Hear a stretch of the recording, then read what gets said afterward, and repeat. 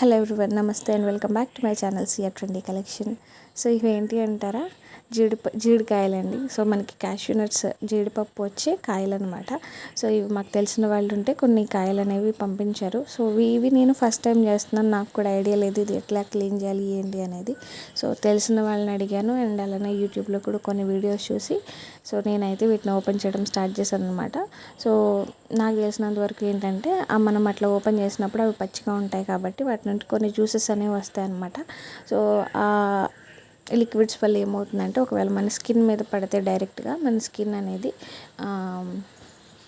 Rash కింద వచ్చి అది స్కిన్ అనేది ఊడిపోతుంది అనమాట, కొంచెం గాయంలాగా తయారవుతుంది. సో దాన్ని అవాయిడ్ చేయడానికి నేనైతే పాలిథిన్ కవర్స్ మంచిగా ర్యాప్ చేసుకున్నాను, హ్యాండ్స్ చుట్టూ ర్యాప్ చేసేసుకుని వాటిని ఓపెన్ చేసి పక్కన పెట్టుకోవడం అనేది చేశాను అనమాట. ఈ ప్రాసెస్ జరుగుతూ ఉండగానే ఏం చేయాలి అంటే కనుక స్టవ్ మీద వాటర్ పెట్టుకొని మనకి చేయి పెడితే మరి తక్కువగాను కాకుండా ఎక్కువగాను కాకుండా కొంచెం గోరువెచ్చగా కంటే కూడా కొంచెం ఎక్కువ వేడిగా ఉండేలాగా తీసుకొని మనం వేరు చేసుకున్న క్యాష్యూ ఏదైతే ఉందో దాన్ని అందులో వేసి ఒక 15 మినిట్స్ అట్లా వదిలేస్తే సో దానిపైన ఉన్న లేయర్ అనేది బయటకు వచ్చేస్తుంది అనమాట ఈజీగా. సో దాన్ని తీసేసిన తర్వాత మనం జస్ట్ నార్మల్గా కూలింగ్ వాటర్లోనే ఒక 5-6 టైమ్స్, హార్ష్గా కాదు జెంటిల్గానే కొంచెం సాఫ్ట్గానే మనం హ్యాండ్స్ తోటే వాటిని అట్లా 5 or 6 టైమ్స్ వాష్ చేసుకుని కొంచెం డ్రై అయిన తర్వాత డీప్ ఫ్రిడ్జ్లో పెట్టుకుని మనం యూస్ చేసుకోవచ్చు అనమాట.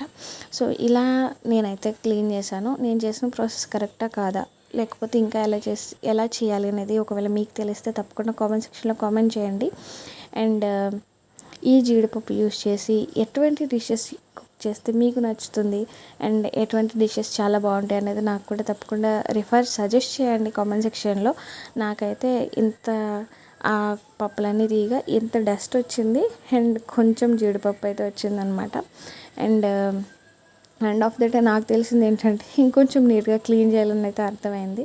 సో ఇదైతే వచ్చిందనమాట. సో ఈ వీడియో మీకు యూస్ఫుల్గా ఉంటే కనుక please do like, share and subscribe. And తప్పకుండా మన ఛానల్ని ఫాలో అవ్వండి, సబ్స్క్రైబ్ చేసుకోవడం మర్చిపోద్దు. Thanks for watching.